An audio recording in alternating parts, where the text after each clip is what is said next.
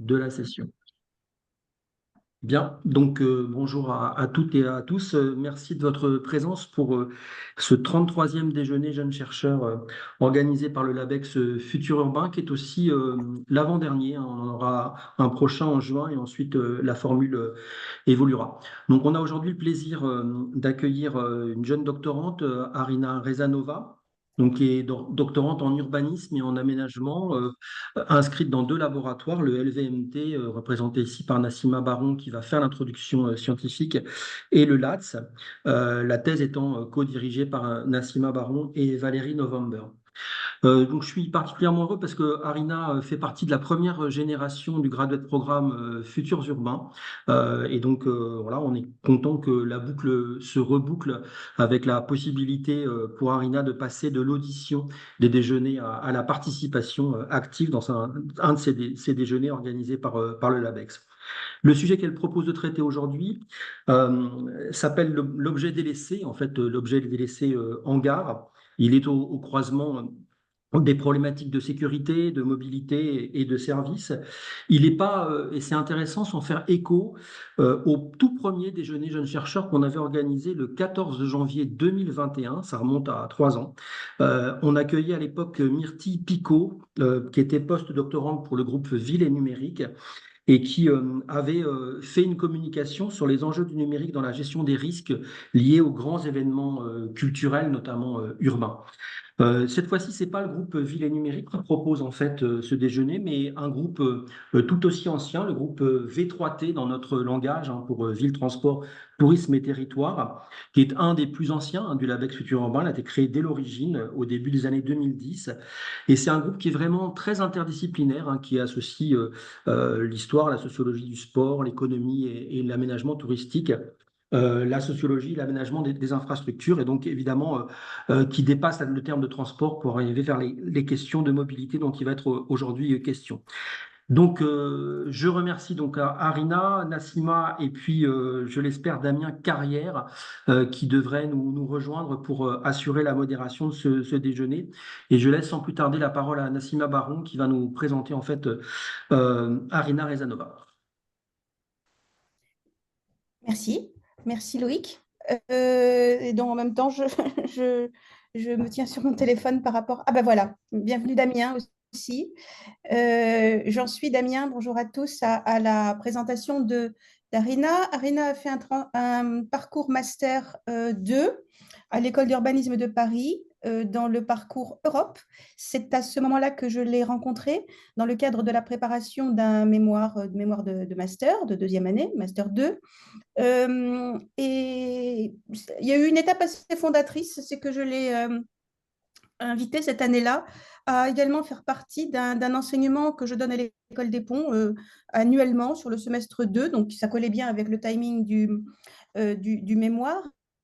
Euh, euh, à la rencontre en fait donc je fais un travail sur les gares à la rencontre d'exploitants, de managers, de concepteurs de gares. C'est quelque chose de très ouvert et très opérationnel d'une certaine manière. Et donc tous les ans, on demande un petit peu à des exploitants qu'est-ce qui fait partie de vos priorités, vos gros sujets, et qu'est-ce que vous aimeriez partager avec des élèves, un petit groupe d'élèves qui pourraient faire un état des lieux en 3 ou 4 jours et puis essayer de prendre en compte des questions de manière à la fois un petit peu théorique et un petit peu pratique.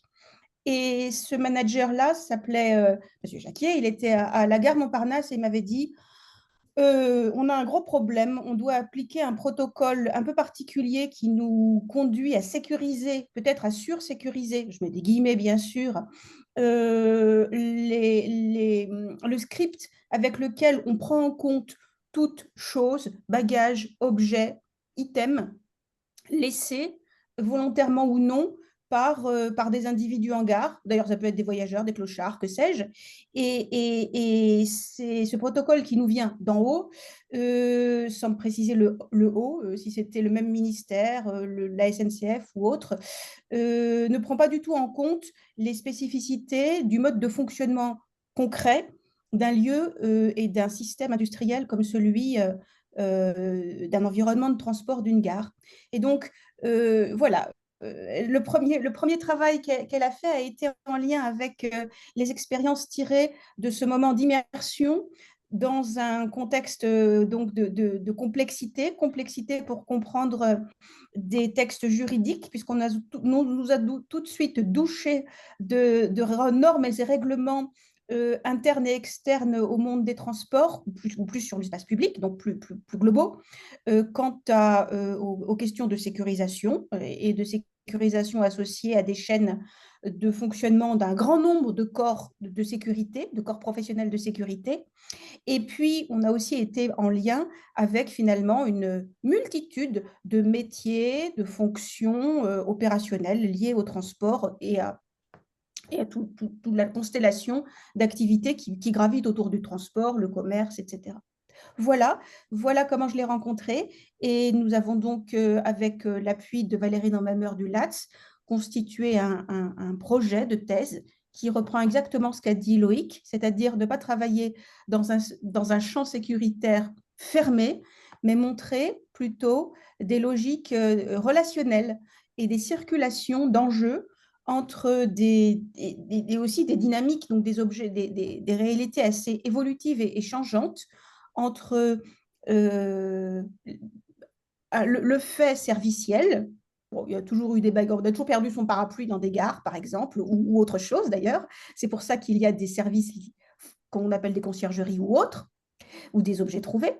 Le fait sécuritaire, bien évidemment, qui lui s'est constitué sous un angle spécifique depuis que cette dimension sécuritaire a vraiment pris des logiques liées à des réponses à des faits terroristes, à des actes terroristes, mais également des réalités de transformation technique et technologique liées aux transformations non seulement digitales, c'est-à-dire le fait qu'il y ait des caméras, des téléphones, des smartphones, des écrans intelligents un petit peu partout, mais même cette composante digitale ne s'entendrait pas sans une composante organisationnelle, car il faut toujours des personnes pour faire fonctionner ce technosystème qui est donc un techno-sociosystème, de la digitalisation, de la sécurisation et de la servicialisation des gares.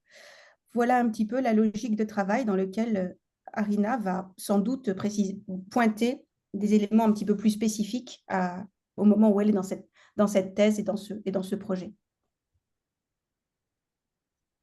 Ina, si vous voulez. Merci beaucoup. Je vais maintenant partager mon écran. Vous voyez le diaporama? Oui, très bien. Merci beaucoup à Madame Baron pour la présentation et merci Damien pour avoir accepté d'être le modérateur de cette session. Et merci Loïc de m'avoir invité. Ce fut un plaisir de revenir à cet événement dans un statut un peu plus avancé dans ma carrière.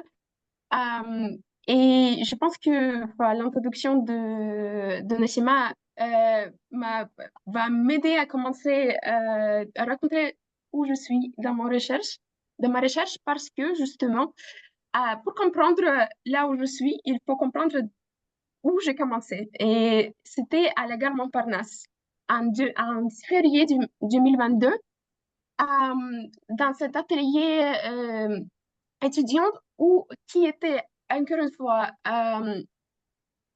proposé par la SNCF Gare et Connexion et par la gare Montparnasse, un peu comme un résultat, comme une réaction au choc d'année 2021. Les procédures liées au bagage abandonné ont provoqué plus de 10 000 heures de retard et est devenue la première raison de retard des trains, avec un impact économique et un impact sur l'image de l'entreprise qui est SNCF et tous les opérateurs de transport actuellement présents sur le réseau. Énorme, cette vague envisionnée par SNCF comme une vague ou par RATP également, a commencé en 2020 et les retards sont vus comme un résultat d'une sorte de collision entre à la fois l'augmentation du nombre des oublis ou des bagages abandonnés ou des objets délaissés, comme ils sont appelés désormais par les forces de l'ordre ainsi que par les opérateurs de transport, et l'introduction d'un nouveau cadre juridique qui redéfinit ce qui doit être considéré comme un objet potentiellement suspect ou potentiellement dangereux, et introduisant un nouveau protocole d'action nécessaire pour lever le doute autour de cet objet oublié, abandonné ou délaissé. Et pour comprendre pourquoi la combinaison de ces deux facteurs, pourquoi ce protocole et cette augmentation exponentielle des oublis en gare a eu un impact aussi important sur l'industrie, il faut d'abord comprendre la procédure elle-même. D'abord, le protocole il redéfinit qu'est-ce que c'est un objet délaissé. Désormais, un objet potentiellement suspicieux ou dangereux, et il s'agit d'un objet qui est laissé sans surveillance par son propriétaire, sauf s'il s'agit d'un sac vide, un objet de petite taille, et inférieur à celle d'un smartphone. Donc, c'est assez vague, mais on peut imaginer. Donc, tout ce qui est plus grand et pas transparent ou ouvert, oui, ou c'est un bagage ouvert dont on peut conserver le contenu. On peut déjà voir le mot délaissé. Il n'utilise pas ni abandonné, donc ni pas, ce n'est pas un objet abandonné intentionnellement, ni un objet oublié par hasard. Et donc, c'est un nom assez vague pour un peu élargir, mais à la fois lever la panique associée à les menaces terroristes. Et il définit ce protocole qui inclut deux parties. La première phase est consacrée à la qualification de l'objet et à la recherche de propriétaires, et elle est réalisée par les entreprises ferroviaires, et c'est la partie encadrée par les SNCF.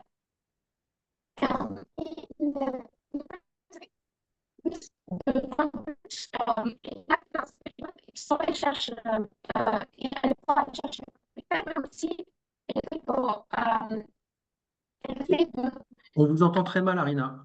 On vous entend très mal. Votre micro, je pense qu'il ne faut pas trop bouger peut-être par rapport à votre micro. Essayez de nouveau. Ok, je commence à partir. Je crois que c'est ma connexion. Ouais. Et là, vous m'entendez bien? Non, pas trop, non. Je vais essayer de changer.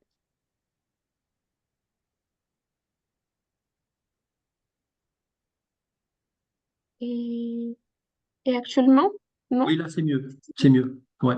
Pardon. Effectivement, c'était un problème de connexion.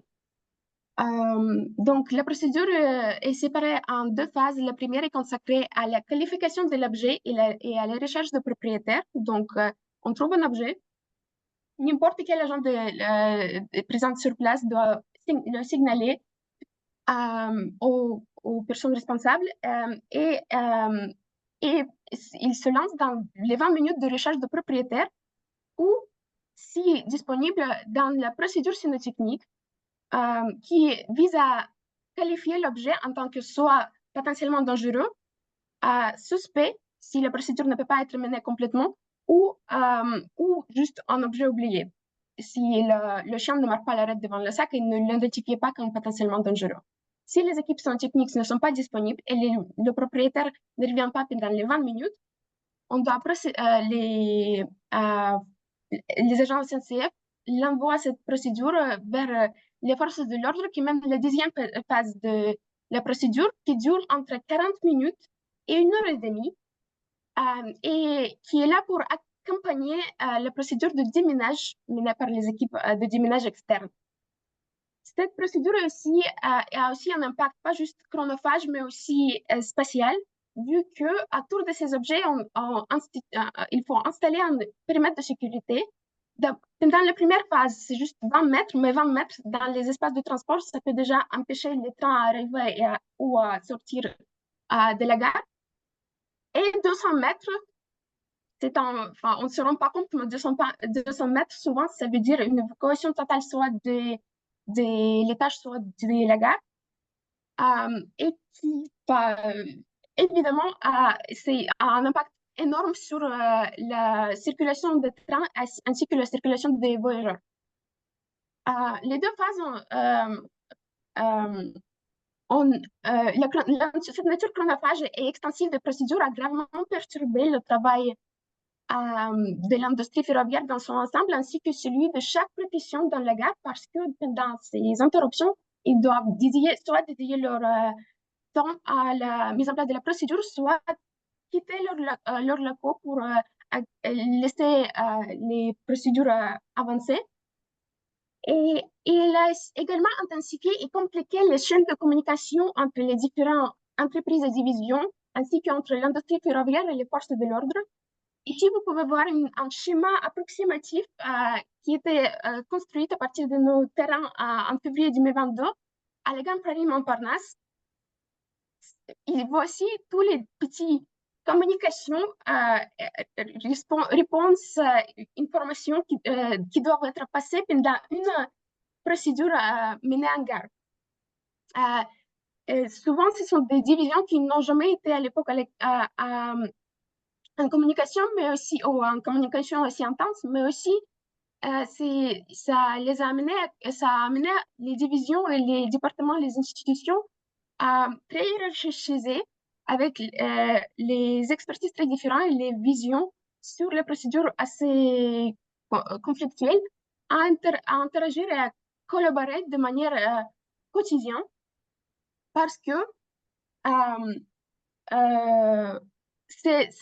en fait, avec la montée en fréquence de ces événements, de ces oublis, ils doivent mener cette procédure entre 2 et 8 fois par jour dans les grandes gares parisiennes.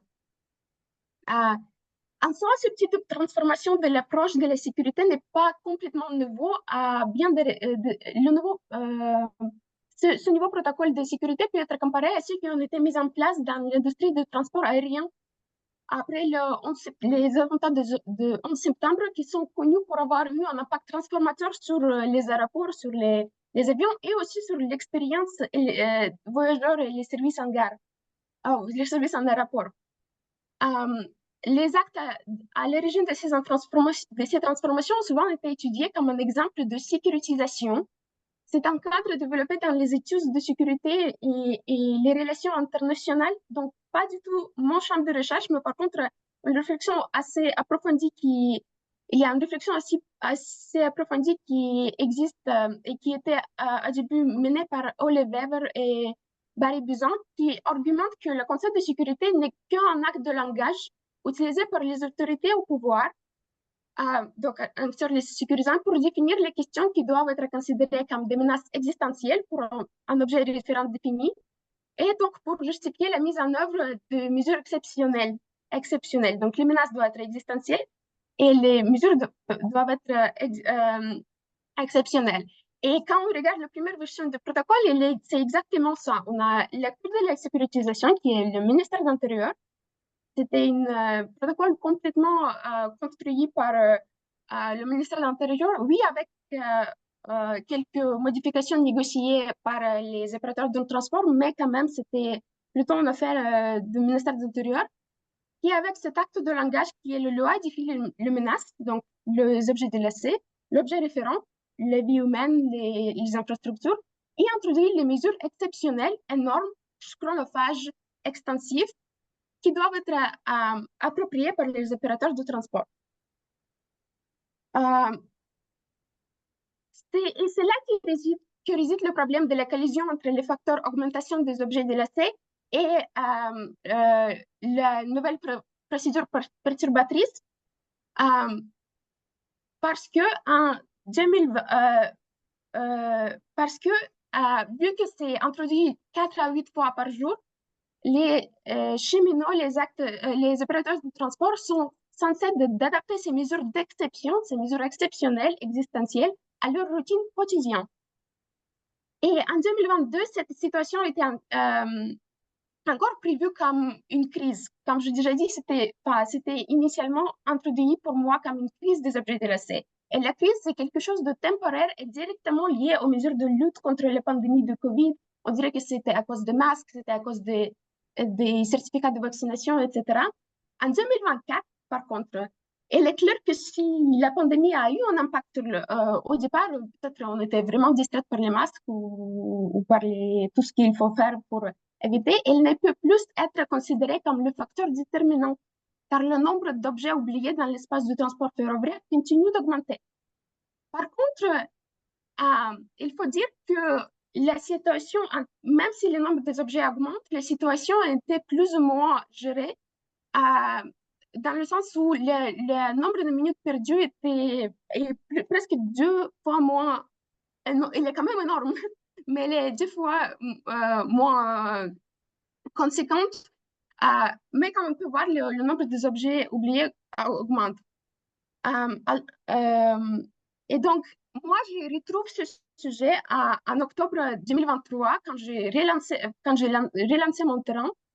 J'ai redécouvert les procédures dans une autre phase d'adaptation. Elles n'étaient plus perçues comme quelque chose de temporaire.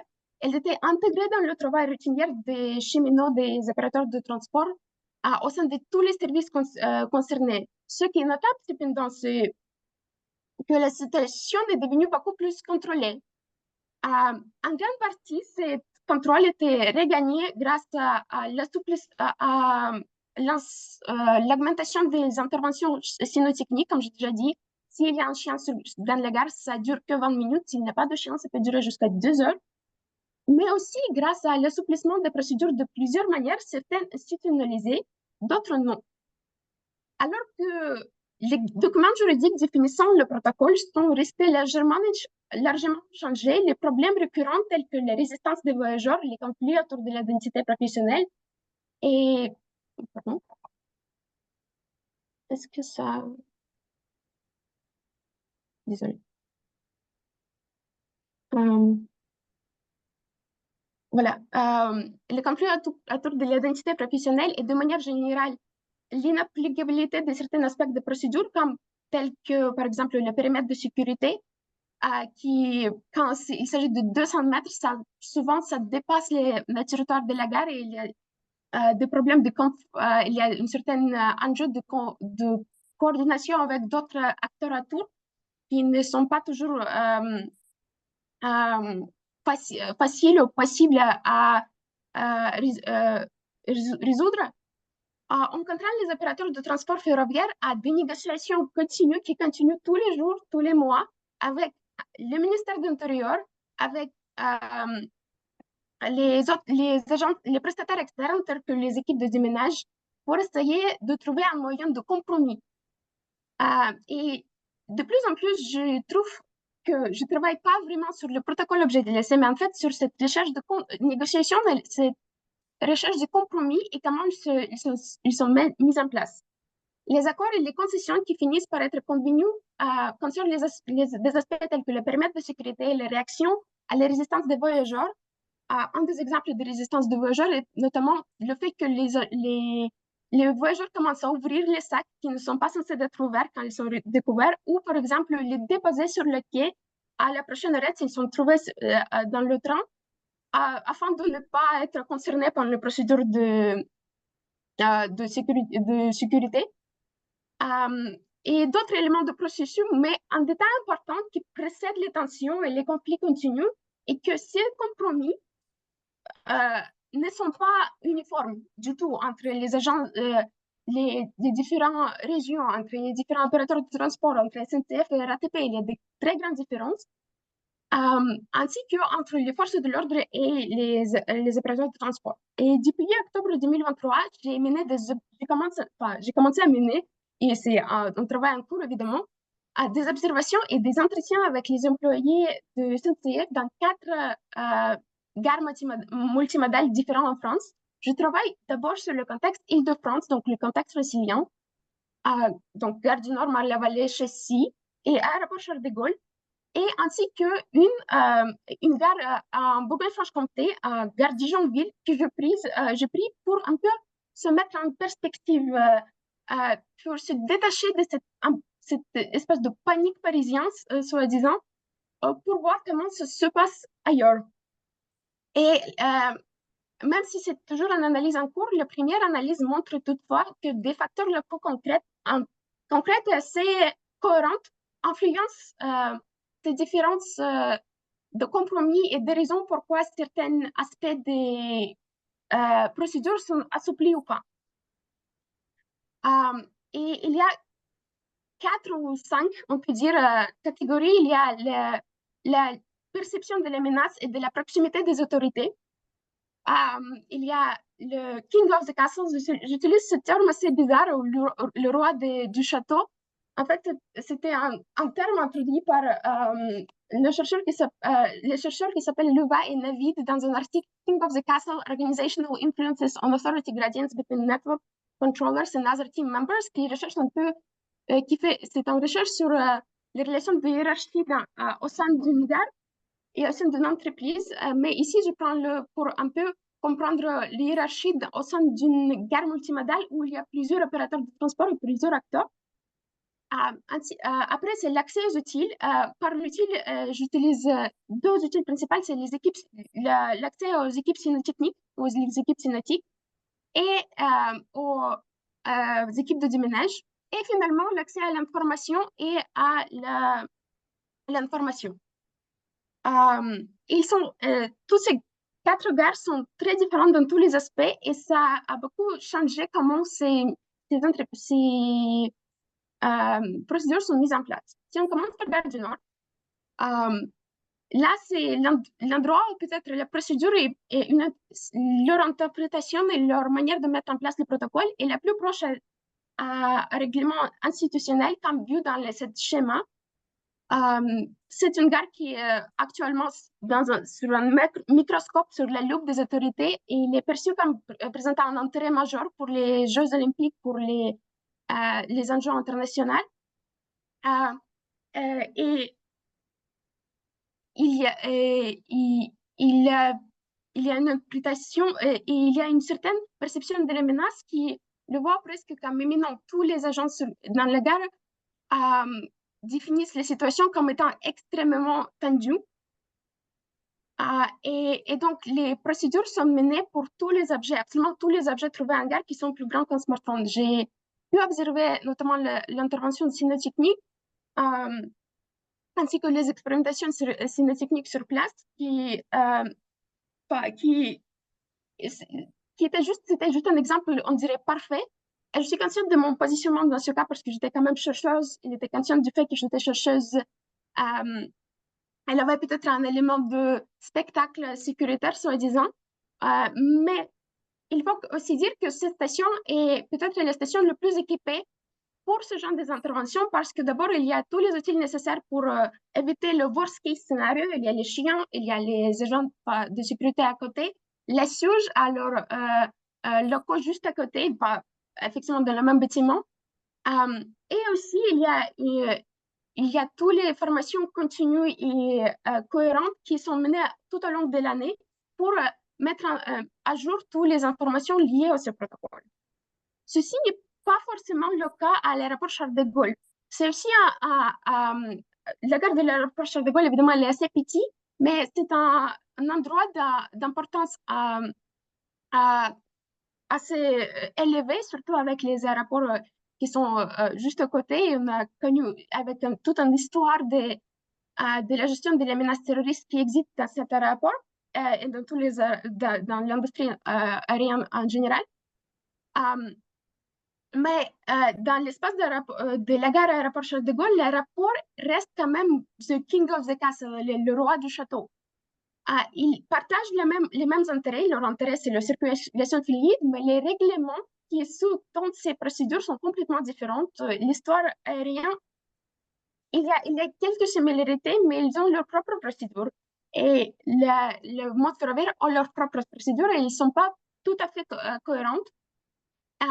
Mais ce qui est radicalement différent, c'est en fait les relations de responsabilité. Même s'ils sont juste à côté, il y a vraiment juste un escalier mécanique qui les sépare.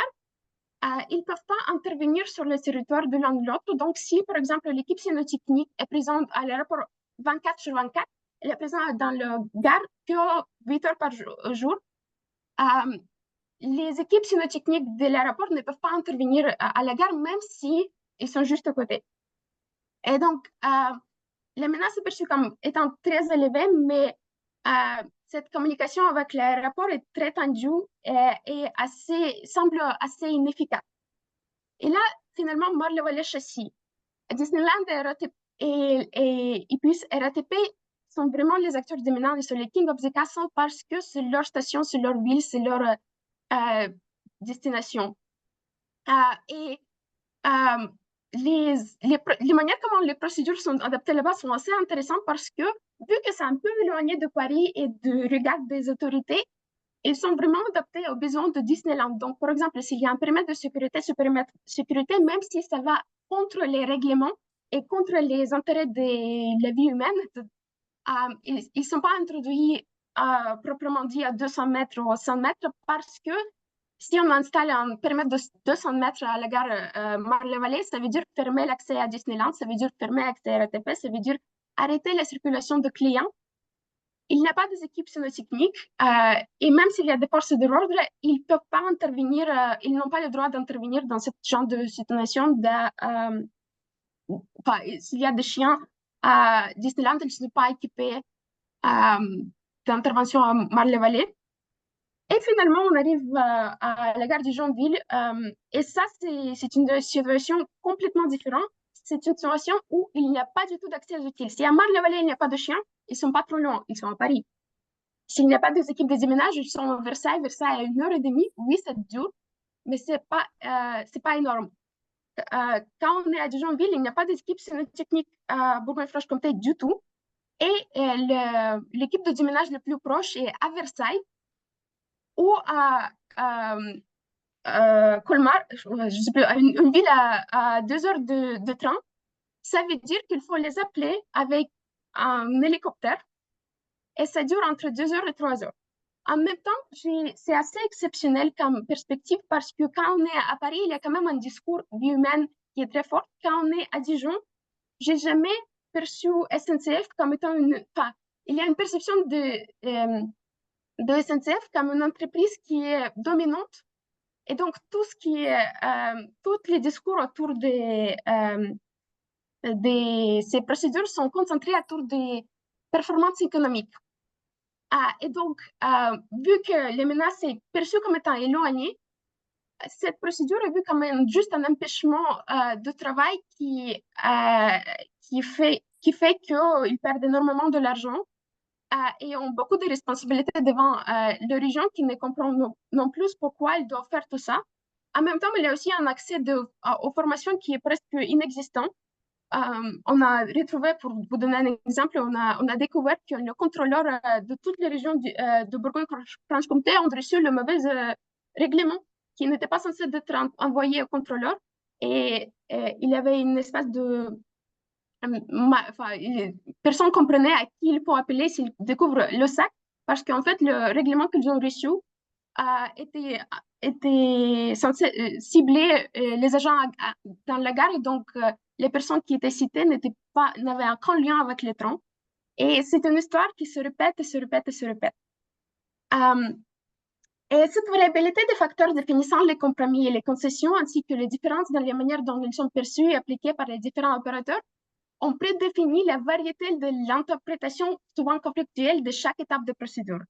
Et vu que un réseau ferroviaire, c'est un réseau qui forcément, il y a une forte interaction entre les différentes régions, entre les différents éléments de la structure, ça contribue en plus aux tensions qui sont déjà significatives parce que les situations de l'aménage des gestions terroristes, c'est toujours une situation assez tendues. Et l'un des objectifs de cette étude, c'est d'identifier et de cartographier ces ruptures entre la compréhension de chacune des membres de ce réseau. Et on va... pardon. Pardon.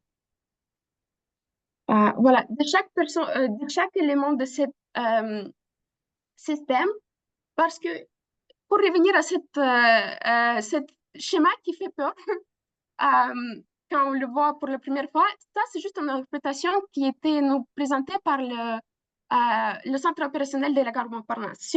Quand je commence à poser les mêmes questions,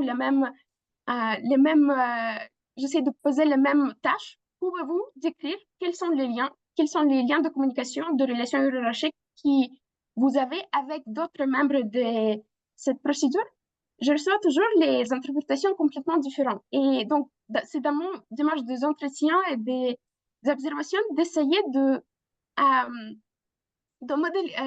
modéliser la procédure du point de vue de chaque membre de chaque participant de cette procédure pour voir où il y a ces ruptures qui provoquent des situations conflictuelles, voire des conflits assez conséquents ou voire qui a des conséquences sur la qualité de la procédure.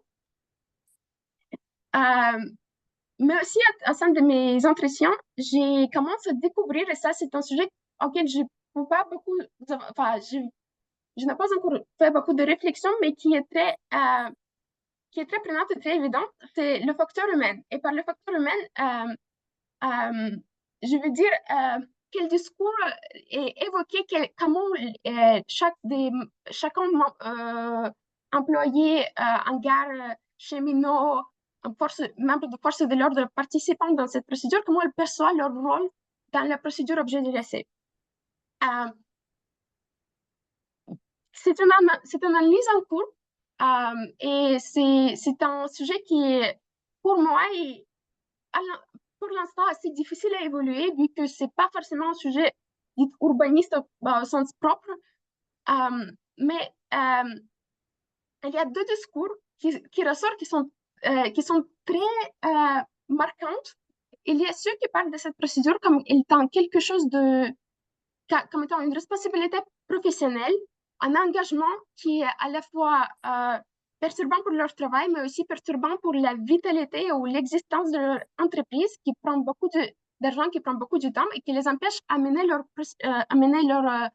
travail principal. Et il y a l'autre discours qui ressort, où les gens commencent de parler de ces objets de recette pas comme une menace à leur entreprise, à leur travail, à leur efficacité, à leur indicateur qu'ils doivent atteindre en tant qu'une entreprise, mais comme étant quelque chose potentiellement menaçant pour les voyageurs. Et donc, il y a une deuxième question de la responsabilité humaine et morale devant les voyageurs, devant des autres employés en gare, les conducteurs, les trains, même juste les gares eux-mêmes, comme étant quelque chose de vivant une espèce d'accueil et de service où les gens s'engagent de ne pas de ne pas nuire à la vie ou de ne pas détruire la vie humaine et de ne pas détruire cette essence de communauté et donc il y a cette espèce de décalage entre menace terroriste comme menace à l'existence de la vie et menace terroriste comme menace à l'existence et une menace existentielle pour les entreprises qui ressortent et que j'essaie de comprendre. Elle est assez difficile à analyser, mais en même temps, elle est tellement marquante, elle est en telle différence de discours que je pense que c'est impossible d'éviter cette discussion et cette réflexion. Et on arrive actuellement, j'arrive à un point peut-être le plus remarquable de mon terrain, c'est les Jeux Olympiques. Je suis en train de construire un projet de stage, un stage avec les membres de la RATP. J'essaie d'élargir. J'ai toujours regardé ce sujet du point de vue SNCF, mais presque tous les gars de Joinville sont aussi impliqués dans l'interaction avec RATP. Et je suis en train de construire un stage à sein de la RATP où je serai présente à la fois sur place dans les gares. Je pense que ce sera plutôt Gare du Nord, mais c'est confirmé pour l'instant, et ainsi que dans les centres opérationnels pendant les Jeux Olympiques pour voir les gares et les questions des bagages dans ce point de pression augmenté avec une fréquentation touristique potentiellement accrue, on va voir. Il y a des reports assez différents, mais pour l'instant, il y a une attente accrue et de tensions géopolitiques exacerbées à leur point le plus fort pour voir comment ils vont gérer les procédures dans un contexte très international et très, très tendu dans tous les sens. Tendu, il faut sans sacrifier la fluidité du trafic et donc l'accès à cet événement qui sera très marquant. voilà, donc pour l'instant, je suis un peu au milieu de mon recherche. J'ai fait mes premières observations, mes premiers entretiens de lancement et j'entre dans la conversation avec beaucoup plus pointue avec les différents métiers en gare où j'essaie de comprendre la vision, la compréhension, mais aussi la perception de leur place dans ce protocole des agents de différents niveaux. Je me concentre sur l'expérience SNCF, mais ce qui m'intéresse, c'est plutôt cette existence des gares SNCF dans un monde où il y a d'autres points de vue et donc d'autres opérateurs de transport. Et j'espère pouvoir pointer pas juste les points de rupture, comme je déjà dit, mais aussi cette complexité, et j'utilise le mot complexité avec intention, c'est pas juste une mélange compliqué. Il n'y a pas vraiment des réponses correctes à qu'est-ce qu'il faut, combien de temps, combien des efforts il faut dédier à cette procédure exceptionnellement perturbante. Mais c'est une situation complexe où il n'y a pas de réponse correcte. Et combien de temps, combien d'énergie, combien des ponts il faut dédier à la mise en place de cette procédure et combien de sacrifices, combien de dangers on peut sacrifier pour garder la fluidité du trafic. Merci beaucoup, je vous remercie. Je serai ravie à répondre à vos questions.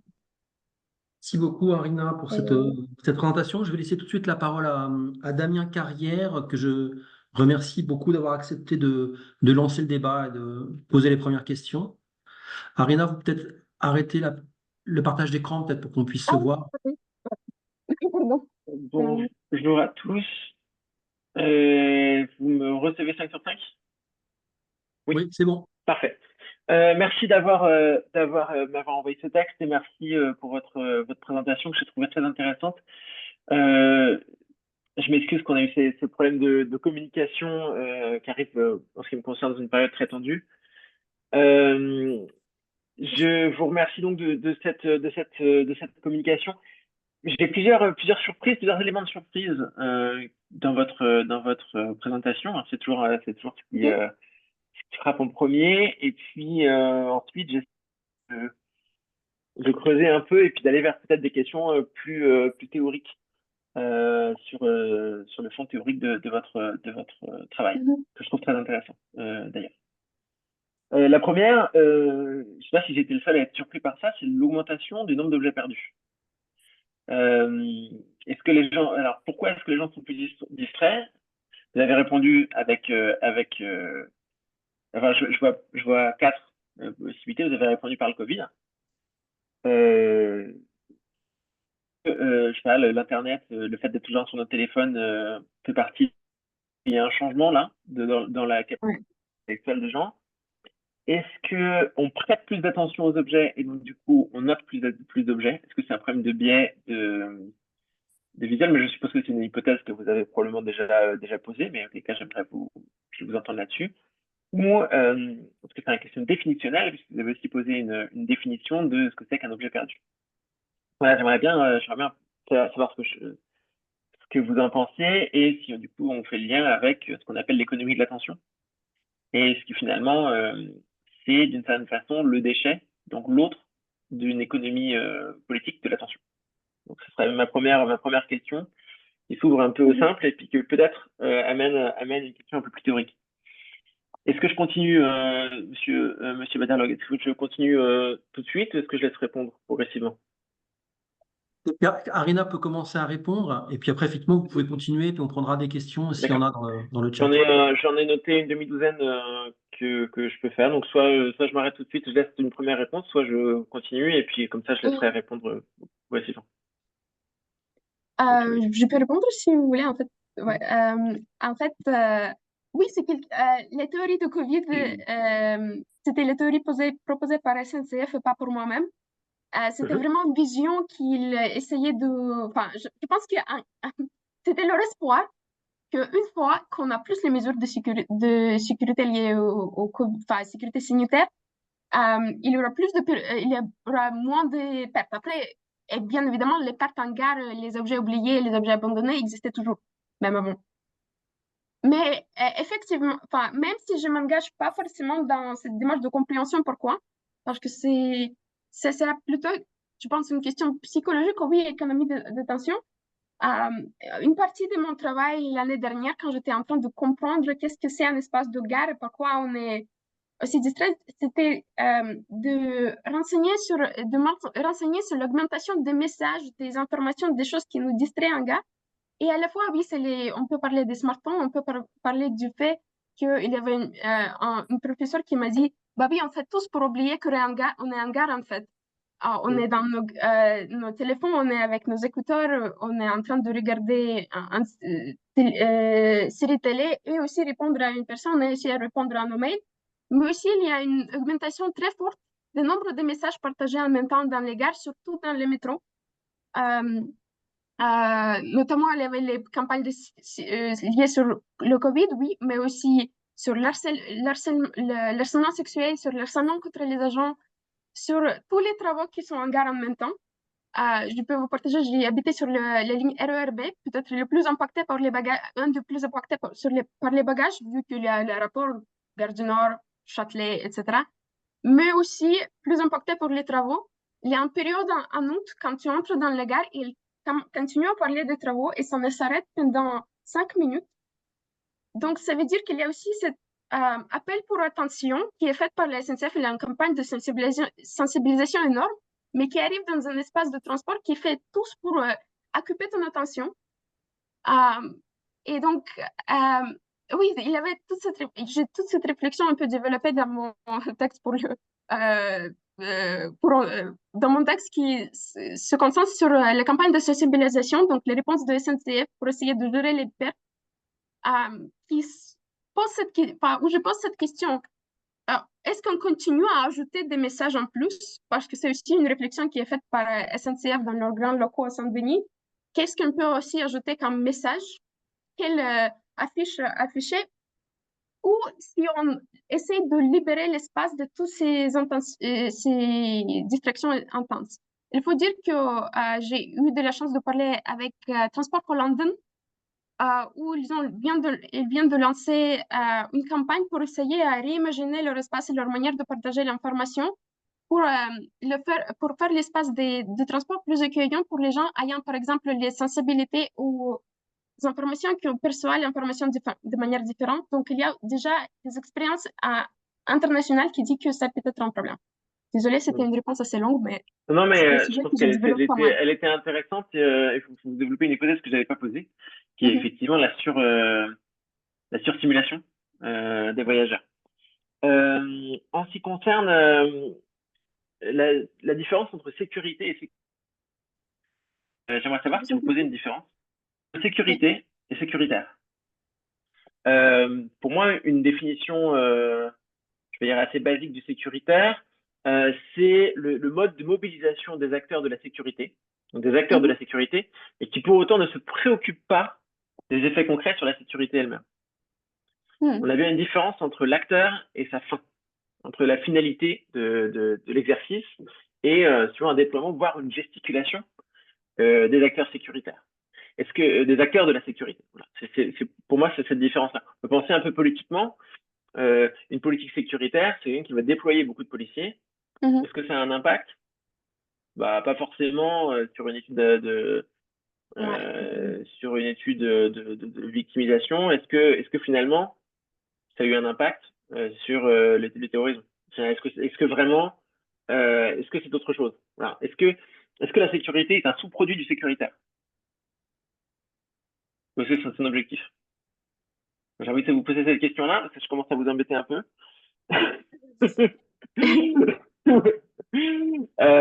peut être en tout cas la question que vous avez un peu envie de vous poser, parce que quand je vois cette négociation que vous décrivez très bien, d'ailleurs, c'est très intéressant, entre les différents acteurs, je me demande si effectivement si sécurité il en résulte. Bon, bah, c'est très bien, mais d'une certaine façon, c'est presque une question de chance. Ouais, je vous laisse répondre peut-être. Oui, c'est une bonne question. C'est intéressant que vous avez dit le mot sécurité, sécuritaire. Je dois fait aussi penser à la question sûreté, pas les mots, parce que ça, en plus, il y a cette confusion sûreté et sécurité. Oui, j'ai un peu du mal à répondre. Euh, Peut-être que je vous laisse poser une autre question et je vais essayer D'accord. de... Si vous voulez, on en parlera à l'occasion d'en discuter, mais je peux essayer Mhm, je peux essayer de poser les hypothèses que je mhm, poserais. mhm, Alors moi, j'ai pas fait cette recherche, donc je mhm, pourrais poser des hypothèses et puis vous direz ce que vous en mhm, pensez éventuellement. Euh, En fait, ce qui me aussi fait penser à ça, c'est quand vous de l'action des voyageurs eux-mêmes, qui mhm, parfois veulent éviter la procédure. Et je me demande si la procédure elle-même est alors un objet à vocation d'efficacité ou un objet à vocation de couverture. mhm, Les deux peut-être. Euh, mais qu'est-ce qui vient souvent en premier? Alors, ça peut être une question de couverture. Est-ce que tout va bien tant qu'on a respecté le protocole? D'une certaine mhm, façon, c'est un peu ça la question que je me pose. mhm, J'avais envie de vous interroger sur pourquoi la gare du Nord, mhm, en dehors de l'Eurostar, d'Italie, ça répond un peu à la question, mais aussi c'est une des gares les plus populaires de Paris. mhm, Et puis d'une certaine façon, on a une tension permanente entre ces deux vocations de la gare du Nord. Euh, Ça, j'avais trouvé ça particulièrement. Je m'étais intéressé sur la question enfin, plus théorique maintenant. Qu'est-ce que vous pensez d'une approche un peu par la théorie de l'acteur un peu latourienne, ANP, le theory, si on fait une approche sociologique par les objets, par les procédures, euh, qui pour autant se passe tout à fait d'un fond, enfin, du terme de classe, par exemple, le terme de classe n'existe quasiment pas, parce que d'une certaine façon, on n'a pas besoin de cette hypothèse-là en acteur network théorie, puisque les choses, les personnes communiquent à travers des objets, à travers des mhm, moyens, des messages, dont on peut refaire, finalement, retracer le réseau. mhm, Euh, et d'une certaine façon, je me demandais si ça vous intéressait comme approche. Est-ce qu'une certaine façon me ramène à la question précédente?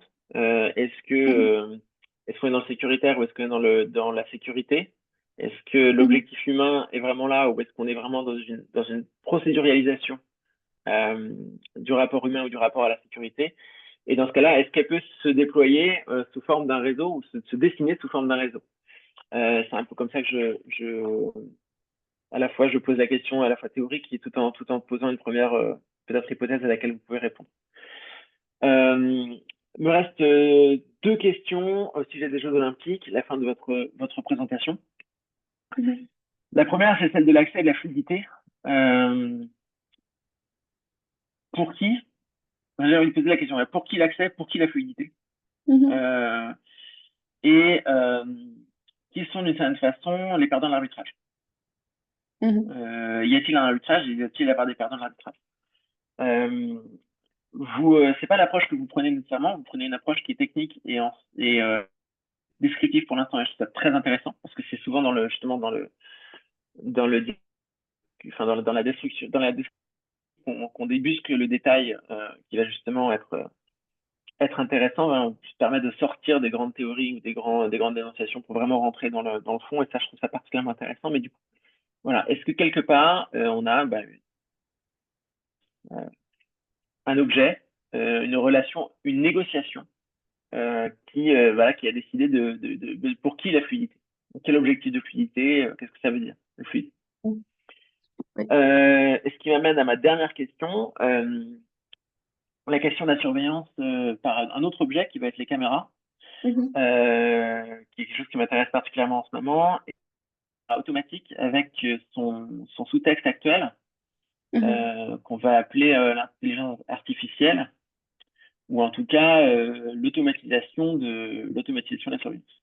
mhm, Qui devient l'instant où on arrive à l'aboutissement de ce réseau puisqu'on retire l'humain de la boucle. Mais on le retire qu'à moitié puisque on a déjà inscrit l'humain dans les procédures. On a déjà inscrit qu'est-ce qui était louche ou qu'est-ce qui ne l'était pas dans la mhm, façon dont l'ordinateur ou la machine fonctionne. L'exemple hyper type, c'est les, sèche-mains infrarouges qui marchent moins bien pour les noirs parce que les gens qui les ont conçus l'ont fait avec des éclairs de lumière qui marchent mieux avec les peaux blanches. mhm, Voilà. d'une certaine façon, l'inégalité, elle est inscrite dans la machine. Est-ce que vous trouvez dans cette machine-là, dans ce réseau-là, éventuellement dans des futures questions de surveillance automatique, des inégalités, un avantage, qui tire avantage de cette fluidité-là, qui permet d'aller un peu plus loin. Ce sera tout, votre honneur. I rest my case. Ah, ok. Je lance ma bonne chance, hein?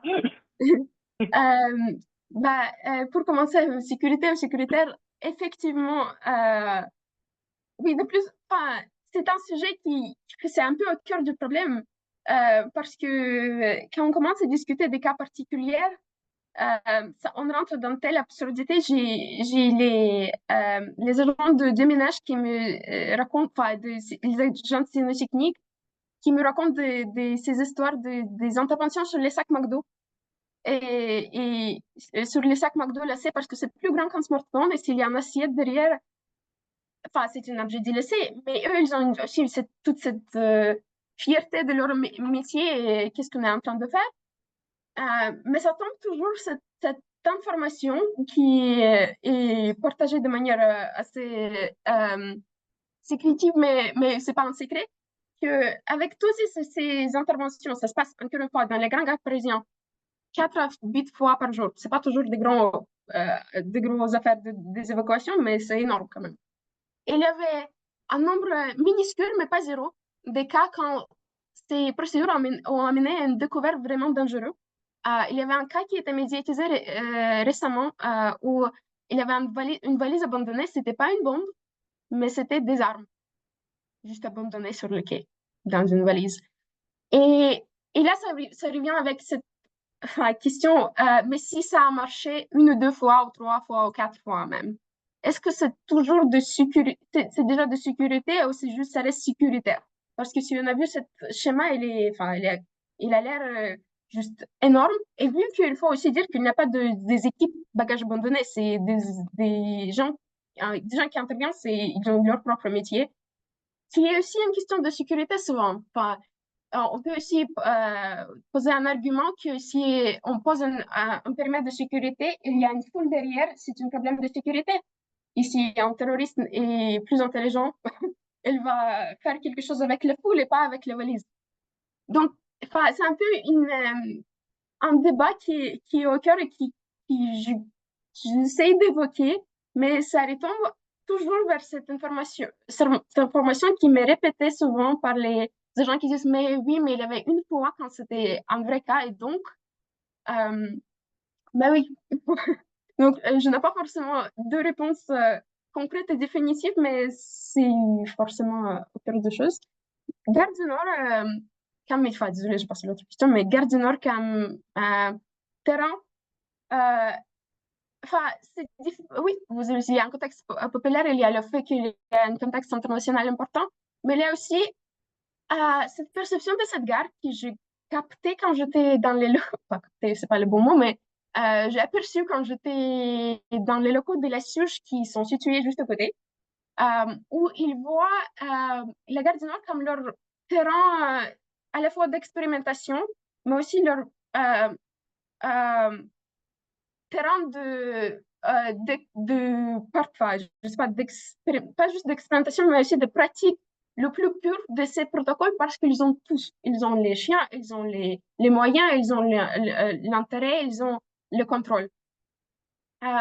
Et donc, j'ai l'impression quand je suis là que je suis en train de vraiment voir les textes réglementaires en réalité, leur traduction en réalité et un peu la démonstration du fait que ce soit possible.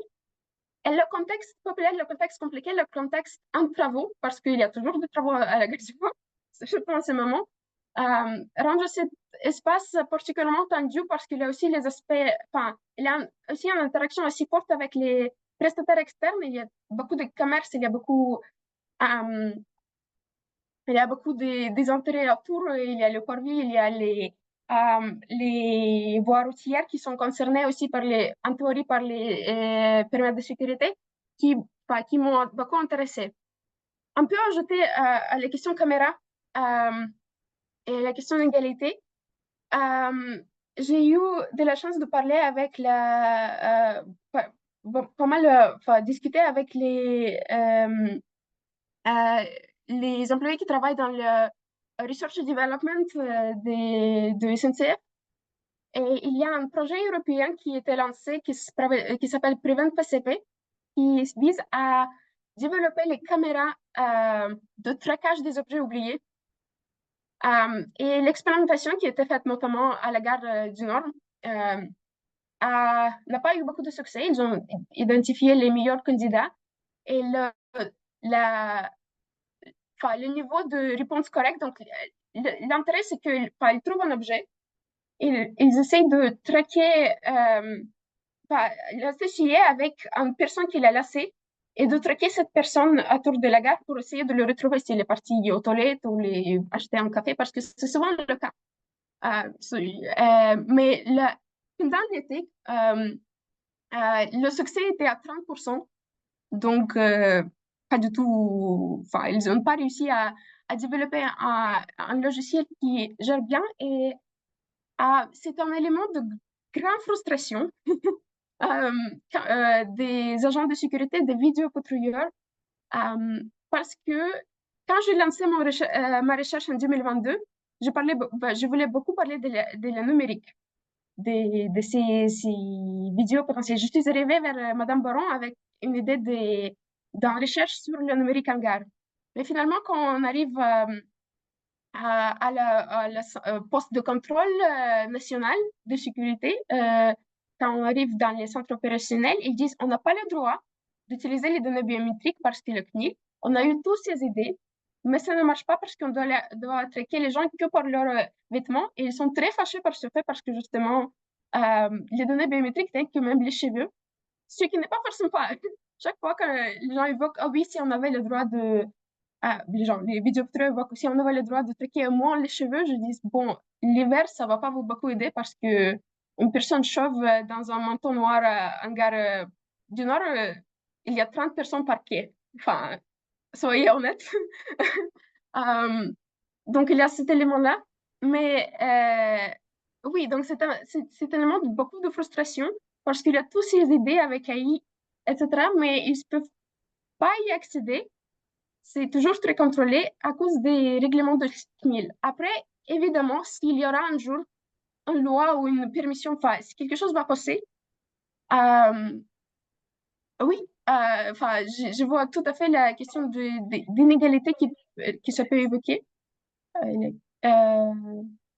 Hmm, ouais, mais pour l'instant, c'est juste, enfin, c'est quelque chose qui m'est répété tout le temps. Chaque fois que j'arrive dans un centre opérationnel, et là, mais la CNIL, mais qu'est-ce qu'ils sont en train de faire? À la fois, il y a toutes les tentatives d'expérimentation avec notamment Prevent LCP, c'est une entreprise. Là, c'est un projet européen avec beaucoup de financement, montre que pour l'instant, ils n'ont pas encore réussi à trouver un moyen de donner un niveau d'efficacité pour rendre ces caméras vraiment utiles au point où ils peuvent être utilisés comme l'outil principal de contrôle autour des objets. Mais je suis consciente du fait que ça peut changer comme ça avec le progrès, etc., ou pas. Ou on va rester dans le même état où c'est très compliqué. Oui, On va peut-être pardon. qu'on fasse attention un petit peu au temps là parce on a un tout petit peu débordé. Et peut-être on peut encore prendre une ou deux questions assez courtes et des réponses assez courtes s'il y en a dans l'assistance, ou sinon Damien, il y avait vous aviez un commentaire peut-être. Non, essentiellement sur la façon dont, au fond, fonctionne l'intelligence artificielle, qui en fait, c'est toujours humaine. Il y a toujours un apprentissage par des procédures, par des marchands de clics, par, comment dire, par exemple, le CAPTCHA qu'on fait en permanence pour vérifier qu'on a eu, c'est d'ailleurs toujours une bonne question, hein, on finit par se la poser, sert essentiellement à entraîner une intelligence artificielle. L'intelligence artificielle a essayé d'identifier les voitures. Puis ensuite, Google utilise les humains qui se connectent à Google pour ensuite vérifier que c'est bien des voitures. C'est comme ça que l'intelligence artificielle de Google progresse, en utilisant le retour des humains permanent. Avant, on avait un petit texte à identifier, c'est à l'époque où Google scannait des librairies. Et donc, parfois, ils n'arrivaient pas à savoir quel était le bon mot. Et donc, ils le mettaient dans les captcha, comme ça, les humains le faisaient pour eux. L'intelligence artificielle, c'est comme ça que ça fonctionne, par des tonnes finalement de travail humain un peu dissimulé. Donc, c'est plutôt ça ma réponse. J'ai terminé, je vais laisser les autres répondre et avancer. Je n'ai pas vu de main se lever et effectivement, donc, de toute façon, on a un tout petit peu dépassé le format. Moi, je voudrais retenir qu'effectivement, comme j'avais suggéré en ouverture, le sujet il est vraiment à l'interface en fait de la question de l'aménagement et de la question en fait du numérique. Donc très très clairement, on le voit bien et c'est logique qu'on termine par les caméras et par l'intelligence artificielle. Moi, je suis aussi très très séduit par l'approche technique que vous présentez en fait, qui est vraiment très intéressant. Le fait qu'elle se complète par une étude assez fine des procédures, des lieux dans lesquels ces procédures sont mises en place. Donc, c'est assez terrifiant pour Dijon, hein. C'est comme si, en fait, les pouvoirs publics n'avaient pas compris qu'en fait, les attentats se passaient aussi en province et pas simplement en région parisienne. Ce que je vois aussi, c'est l'intérêt peut-être de rentrer par les usagers et le détournement des usages que vous avez abordé à un moment donné. Ça, c'est quand même assez intéressant. Par contre, il y a une dimension que j'attendais peut-être plus, c'est la dimension en fait de l'espace des gares, parce que là on voit bien les gares comme lieu, mais l'espace des gares, il est quand même aussi intéressant parce que les gares sont quand même des lieux qui se sont beaucoup transformés ces 10 ou 15 dernières années, qui sont devenus des lieux pas simplement de passage, de transit, mais des lieux aussi de consommation, et donc ça complexifie encore le rapport à l'évacuation. Et donc moi j'avais juste une toute petite question en fait, c'est de savoir en fait si il y a des réflexions en termes de cloisonnement.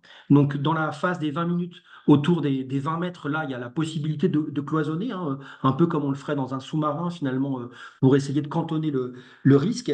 Et puis est-ce qu'il y a, de la même manière qu'il y a pour les usines en fait à risque depuis l'accident de AZF à Toulouse, on a obligatoirement un plan d'évacuation du quartier en fait. Est-ce qu'il y a ce type de plan d'évacuation dans les gares quand en fait on entre dans le cœur du sujet et est-ce que les agents sont préparés en fait à ces évacuations? Euh, ok, oui, merci beaucoup pour votre question. Oui, espace est très intéressant, surtout que il faut d'abord dire que, enfin, pour le cloisonnement, il y a tout ce qui est le périmètre, la compréhension qui est mise dans le protocole est assez particulière parce que vu que c'est créé par le ministère de l'Intérieur, il voit l'espace de gare comme étant quelque chose d'homogène. Il n'y a pas, enfin, il n'y a pas de conflit d'intérêts, il n'y a pas de cloisonnement, etc. Mais en fait, c'est extrêmement hétérogène. Effectivement, il y a des commerces, il y a des différents opérateurs, il y a un espace, un lien forcément, vague ou pas, où, par exemple, les responsabilités des SNCF doivent s'arrêter. En théorie, ils commencent les responsabilités de RATP ou d'autres acteurs. Il y a beaucoup de réflexions, il y a beaucoup des imaginaires d'une invention spéciale, enfin, une sorte de cap, comme pour les usines nucléaires qui va clôturer les objets où on peut faire l'explosion contrôlée sans le périmètre de sécurité de 100 mètres ou 200 mètres comme prévu. Mais pour l'instant, enfin, c'est quelque chose qui est évoqué pendant les rendez-vous de grands fonctionnaires à Saint-Denis, mais pas forcément vraiment développé. Euh, et voilà.